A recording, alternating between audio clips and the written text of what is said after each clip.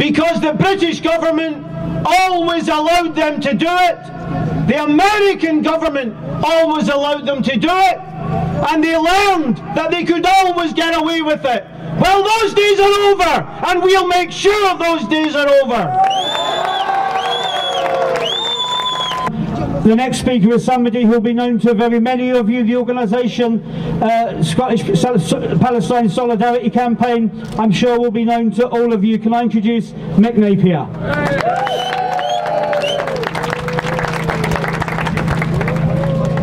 Friends, the murder of thousands of Palestinians and the murder of aid workers has to be punished, and only you and I can punish the murderers, because the British government is praising them. Where did this culture of impunity come from? How did the Israelis learn that they can kill and steal and murder and oppress? They learned it over many years because the British government always allowed them to do it, the American government always allowed them to do it, and they learned that they could always get away with it. Well, those days are over, and we'll make sure those days are over.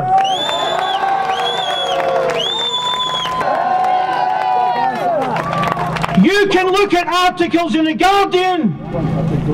You can easily find out that young Jewish kids in this country go for the summer to work with the Israeli murderers in the West Bank and elsewhere.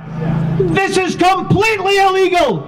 Britain has a law that says no citizen can ever sign up with a foreign army at war with a country we're not at war with.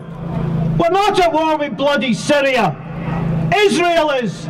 So why the hell do British kids openly join the Israeli army? The government knows about it. Lothian and Borders police know about it, but don't hold your breath for any arrests, because the culture of impunity is wide and deep and has gone on for a very, very long time. They murdered the aid workers. If anybody doubts it, I saw with my own eyes in the West Bank people moving rubble around a clinic which the Israelis had dumped rubble around to make access to the clinic difficult. And I stood behind some swine, because I walked away from the demonstration up to the Israeli soldiers, and this swine was standing, pointing his high-velocity rifle at these completely unarmed, peaceful demonstrators trying to clear a way into a clinic in a Palestinian village. And he was ready to kill.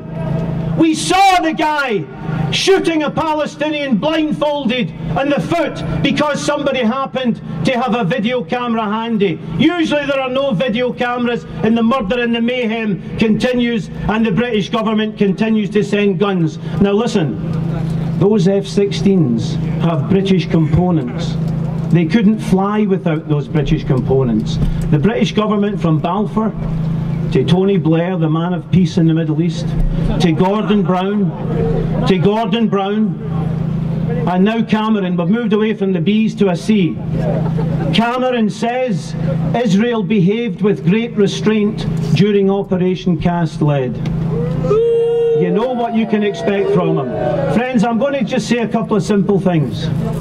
Don't get mad, get even. We have to punish Israel, and the way to punish them is to make sure Edin Springs is a dirty brand that cannot be drunk and cannot be bought by your university, local authority or health board. To make sure that Veolia, which has lost billions in contracts for violating Palestinian human rights, doesn't shift the garbage in Dundee or Glasgow or Aberdeen or anywhere else.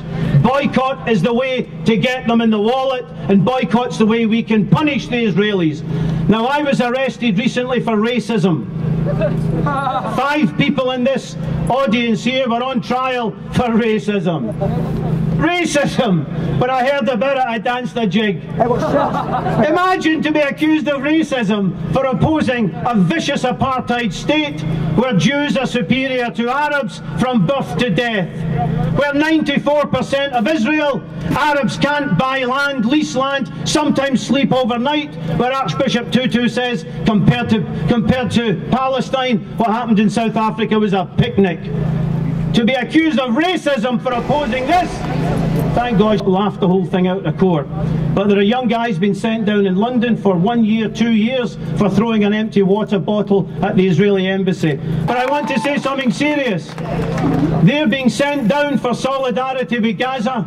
They're being criminalised. They're in prison tonight as we speak for solidarity with Gaza. And Judge Dennis, who sent them down, had an Israeli in his court last year. He sentenced him in December for killing a London policeman. He sentenced the Israeli to 100 hours community service.